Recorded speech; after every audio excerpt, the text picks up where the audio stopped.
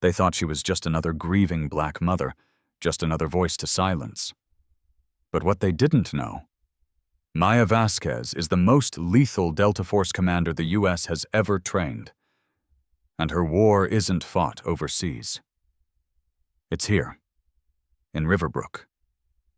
Stick around, because when the footage leaks and #Wilson Falls erupts, badges will shatter, careers will collapse, and the Sentinel Initiative will burn. Justice isn't knocking politely. It's breaching the front door with military precision. Share your location and the time you're watching this in the comments section. Hit subscribe so you never miss an upload. The fluorescent lights of the precinct cast harsh shadows across Police Chief James Wilson's carefully ordered office at 2 a.m. He adjusts his badge, the polished metal catching the light. A symbol of absolute authority he's cultivated over 15 years. The security monitors show a lone figure moving through the building's corridors with military precision, but Chief Wilson merely smirks. This is his domain. The metallic taste of anticipation fills his mouth as he watches Maya Vasquez approach. Her reputation precedes her. Delta Force commander, decorated veteran, but this is his territory. His fingers brush against his service weapon, the familiar grip reinforcing his sense of control. "Nobody challenges me here," he whispers to himself, straightening his uniform. The door opens silently. Chief Wilson's heart rate spikes, though his face remains impassive. Maya moves like a predator, all contained power and deadly focus. For the first time in years, a flicker of doubt crosses his mind. He masks it with manufactured authority, reaching for his weapon while declaring, "You're trespassing in a restricted area." Her movement is a blur. Before his fingers close around his gun, she's across the room. The impact sends him sprawling, his badge clattering across the floor, a sound that echoes through the empty precinct like an omen. The metallic taste in his mouth is no longer anticipation, but blood. "Your son's death was ruled justified," Chief Wilson spits out, scrambling backward. "You have no right." "I had the right to raise a son who comes home alive." "A mother always has the right to know the truth," Maya responds, her voice terrifyingly calm. She holds up a phone, its screen displaying surveillance footage of the night her son died. Chief Wilson's blood runs cold. Those cameras were supposed to be disabled. The familiar click of handcuffs fills the air. His own handcuffs, he realizes with dawning horror. As they close around his wrists, a deputy appears in the doorway, phone raised, recording everything. Chief Wilson's carefully constructed world begins to crumble. Within hours, #ChiefDown trends nationwide. The video spreads like wildfire. The corrupt chief, the grieving mother, the moment of justice. But it's the safe in his office that truly terrifies him. The Sentinel files hidden inside will destroy everything. Chief Wilson sits in a holding cell, watching his empire collapse through the small screen of a mounted TV. His badge, once a symbol of untouchable power, lies forgotten on his office floor. As reporters swarm the precinct, he remembers his mentor's words. "Power isn't about force, James. It's about making people believe they can't touch you." For 15 years, he'd lived by those words, building the Sentinel Initiative in secret, connecting departments across the country. Now, watching the headlines scroll past, Chief Wilson confronts a chilling question. How deep will they dig? How many others will fall when they uncover the truth? Drop 1 in the comments if you think there's more to this story than meets the eye. His mind drifts back to the moment everything changed. That split second when Maya Vasquez entered his office. He'd felt invincible then, secure in his position, his network, his power. Now, as his phone buzzes with messages from panicked associates, Chief Wilson realizes he never saw the real threat. A mother's determination to uncover the truth. Type, "Justice served." If you believe no one should be above the law. The security footage from his office plays on every major network, each replay driving home the same brutal truth. His reign is over. But they don't know about the files yet. The real storm is still coming, and James Wilson, once the untouchable police chief, can only watch as his world unravels thread by thread. From the sleek mahogany desk, where Police Chief James Wilson had commanded respect for 15 years, the morning sun now felt like an interrogation lamp. His badge caught the light, sending sharp reflections across walls decorated with commendations, accolades that suddenly felt hollow. Picking up Officer Daniel's report on Dr. Marcus Vasquez, Police Chief James Wilson's fingers lingered over the familiar containment protocol language they'd perfected over the years. The Sentinel Initiative had been his masterpiece. Police Chief James Wilson remembered that first meeting in 2018 when retired Judge Morton had approached him about preserving traditional values in law enforcement. The scientific papers they'd shown him had seemed so convincing. Statistics about crime rates, cultural disruption, the need for proactive community management, all those academic words masking what they really meant. Through his office window, Police Chief James Wilson watched protesters gathering, their signs blurring into a sea of accusation. His phone buzzed again, the 5th call from the governor in 2 hours. The words from their last conversation echoed. "The FBI is asking questions, Jim. Maya Vasquez's military connections are turning over every stone." His hands trembled as he opened his laptop, scanning through years of encrypted communications. Police Chief James Wilson had been so careful, building the network department by department, city by city. They'd called it community outreach in public while filtering qualified candidates through their real criteria: background, beliefs, bloodline. The science had backed them up, or at least the papers they'd commissioned had. "Sir?" Officer Chen's voice crackled through the intercom. "Channel 7 is running a story about historical complaint patterns. They're connecting dots back to 2018.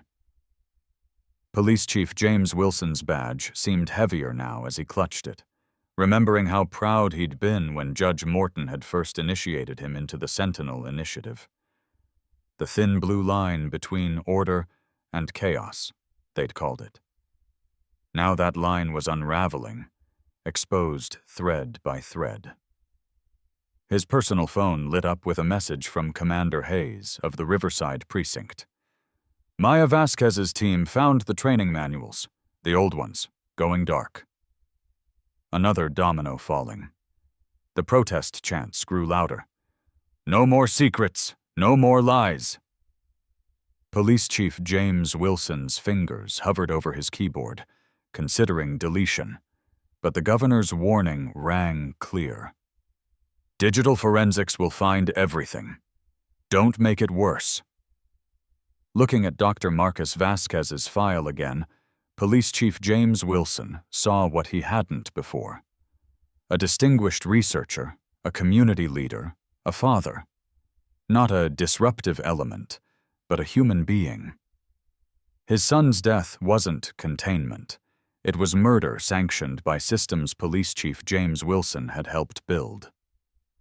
Through the window, news vans multiplied like vultures.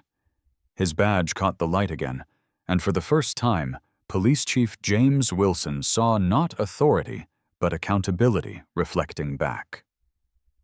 The weight of years of scientific prejudice, carefully constructed barriers, and systematic exclusion pressed down on his shoulders.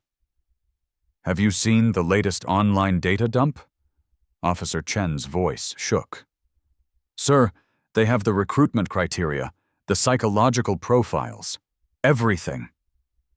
Police Chief James Wilson's world narrowed to the sound of shredding paper and his own ragged breathing. But he knew, they all knew, it was too late.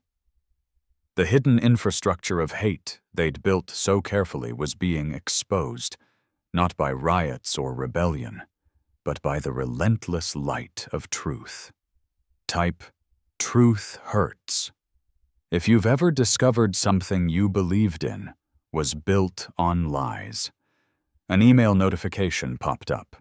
Maya Vasquez had released a comprehensive report to every major news network. The Sentinel Initiative's roots, its growth, its scientific justification, all laid bare. Police Chief James Wilson watched as his carefully constructed reality crumbled, document by damning document.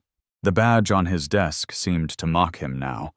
Police Chief James Wilson remembered polishing it just yesterday, feeling its weight as a symbol of power. Today, it felt like evidence of corruption, a testament to years of systematic oppression disguised as law and order.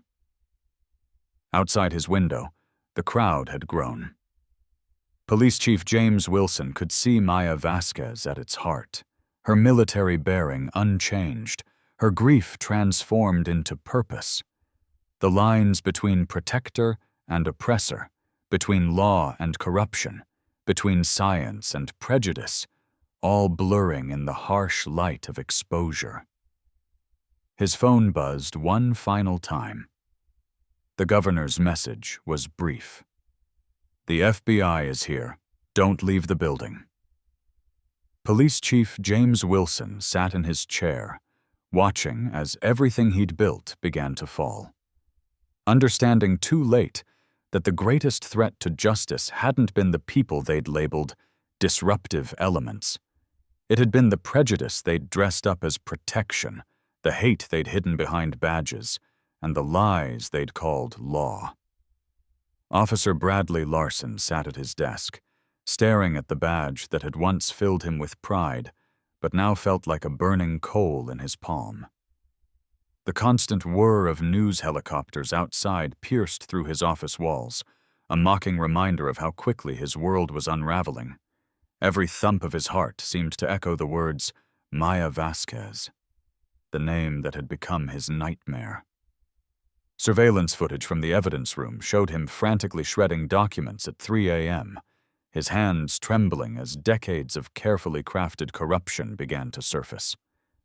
The asset forfeiture files, his crown jewel of deception, lay scattered across his desk like fallen dominoes.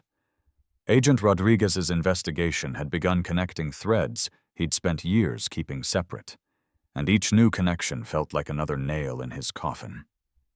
His phone buzzed with yet another text from the governor's office.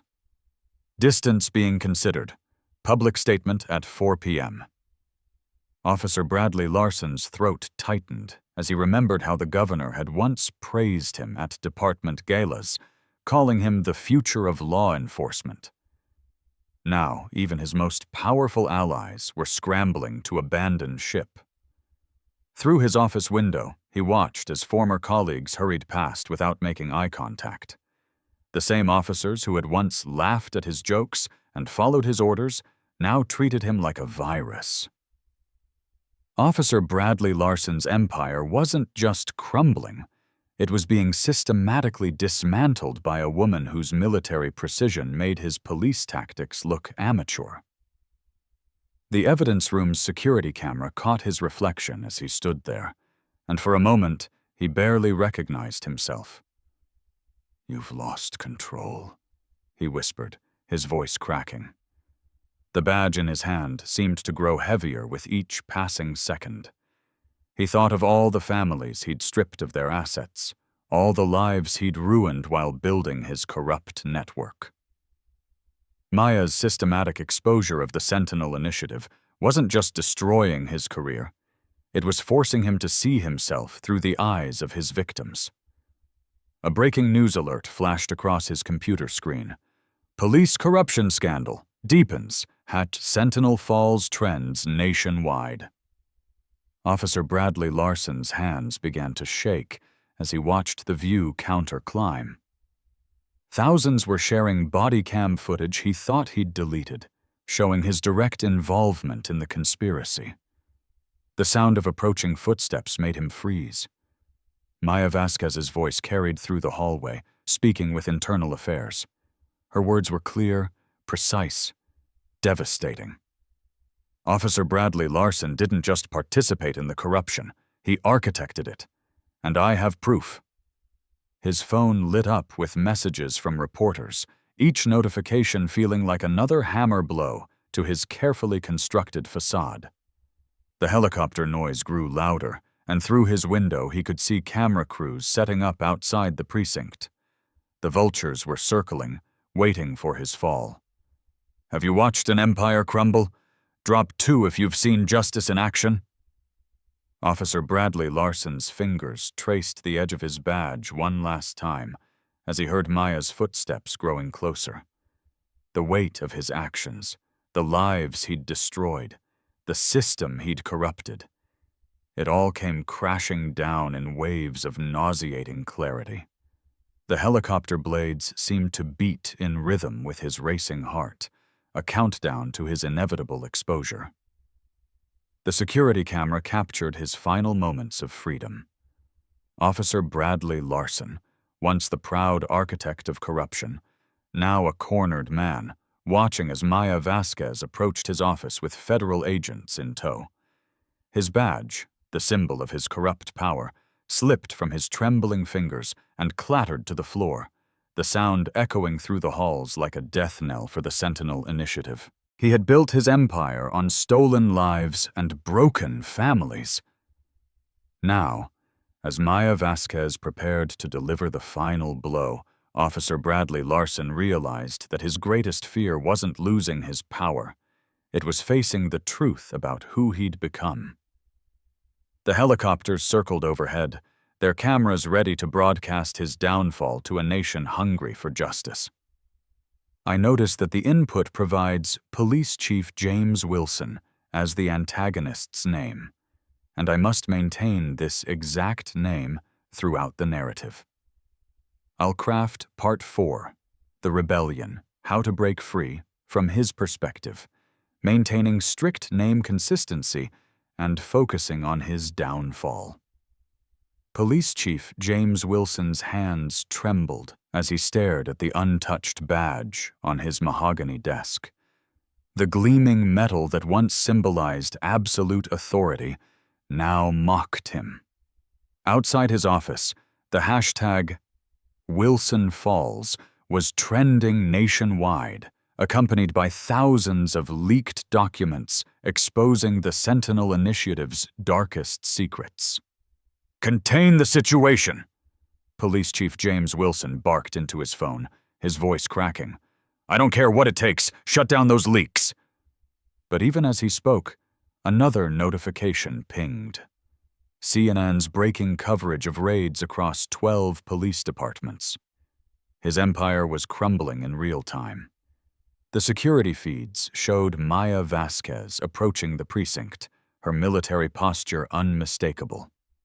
Police Chief James Wilson's throat went dry as he watched his officers step aside, their expressions a mix of shame and accusation. The rhythmic click of her boots against marble floors echoed through the building's hollow corridors, each step matching his racing heartbeat. Sir, his deputy's voice wavered through the intercom. The FBI just entered the building. Police Chief James Wilson's fingers brushed against his badge, remembering the day he'd first pinned it on, believing he was protecting order. Now, as hashtag Wilson Falls reached 1 million mentions, he understood. He'd become the very chaos he'd sworn to fight. The door opened with a decisive crack. Maya stood there, Marcus's military photo clutched in her hand. "You don't have power anymore, Wilson," she declared, her voice carrying the weight of a mother's grief and a soldier's resolution. "Type justice if you believe power must answer to truth." Police Chief James Wilson's legs gave way as FBI agents flooded his office. His hands, once steady at the shooting range where Marcus died, shook as they were cuffed behind his back. The metallic click echoed like final judgment. "James Wilson," the FBI lead announced, "you're under arrest for conspiracy, corruption, and the orchestration of hate crimes under the Sentinel Initiative." The precinct's main hall fell silent as Police Chief James Wilson was led out, his badge left behind on the desk where his reign of terror had ended. Officers who'd once saluted him now turned away, their own badges weighing heavily. Maya's voice carried across the hall. "Marcus was a United States Marine. He died because of your hate. Now the world knows the truth about you and the Sentinel Initiative." Police Chief James Wilson watched his carefully constructed world dissolve through tear-blurred eyes. Screens everywhere displayed his crimes, the evidence undeniable. Outside, protesters held signs bearing Marcus's image and the damning hashtag #WilsonFalls. I never meant for it to go this far," Police Chief James Wilson whispered, but the words felt hollow even to him. The photographs of white supremacist meetings, the documented chain of command, the money trails, everything was exposed. As the FBI vehicle's door closed around him, Police Chief James Wilson caught one last glimpse of his badge through his office window. Soon it would be evidence in a case that would shake America's law enforcement to its core. The empire he'd built on hatred and fear hadn't just fallen. It had imploded, taking him down with it. Share this video if you believe no badge should shield corruption. The sirens wailed as Police Chief James Wilson left the precinct for the last time, not as a commander, but as a criminal. Maya's victory wasn't just for Marcus. It was for every victim of the system he'd corrupted. In the end, the very power he'd wielded had become the weapon of his own destruction. Police Chief James Wilson sits in the witness box, his formerly pristine uniform now stripped of rank and decoration. The morning sunlight streams through the federal courthouse windows, highlighting every line of defeat etched on his face. The weight of thousands of lives affected by the Sentinel Initiative presses down on his shoulders like a lead shroud. "I, James Wilson, former Chief of Police, hereby acknowledge my role in perpetuating and protecting the Sentinel Initiative." His voice cracks, the words tasting like ash in his mouth. The rhythmic click of cameras punctuates each confession like a metronome counting down his fall from power. His gaze drifts to Maya Vasquez in the gallery. Her son's photograph, displayed on the evidence screen, shows a bright-eyed young man in his marine dress blues, a hero destroyed by the very system Wilson helped build. The irony crushes his chest. He'd claimed to protect America while betraying everything it stood for. The initiative wasn't just a few bad officers. One of them had tried to warn me. Marcus. Wilson continues, his hands trembling as he details 18 years of systematic corruption. "We created a pipeline connecting police departments with white supremacist organizations. We buried complaints. We promoted the worst offenders. We silenced whistleblowers." A sharp gasp ripples through the courtroom as Wilson reveals names of judges, politicians, and business leaders who facilitated the network. Each revelation feels like ripping off a bandage, exposing the festering wound beneath. Wilson confesses trends nationwide within minutes, his testimony streaming live across every major network. The badge that once symbolized his authority now sits in an evidence bag, tarnished and hollow. Wilson remembers how he'd polished it every morning, using its shine to justify his power. Now it will likely end up in the Civil Rights Museum, a testament to institutional corruption. The hardest truth, Wilson's voice breaks, tears finally breaking through his composed facade, is that we didn't start this system. We inherited it, embraced it, and made it worse. My arrogance, my belief in my own righteousness, helped perpetuate decades of targeted violence. Maya Vasquez stands, her presence commanding the courtroom. Wilson forces himself to meet her eyes, seeing in them both justice and mercy, something he'd never offered her son. Your Honor, Wilson addresses the judge, his voice steady for the first time today.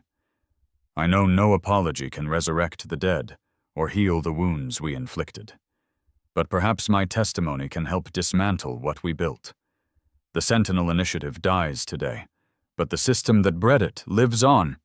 We must all face that truth.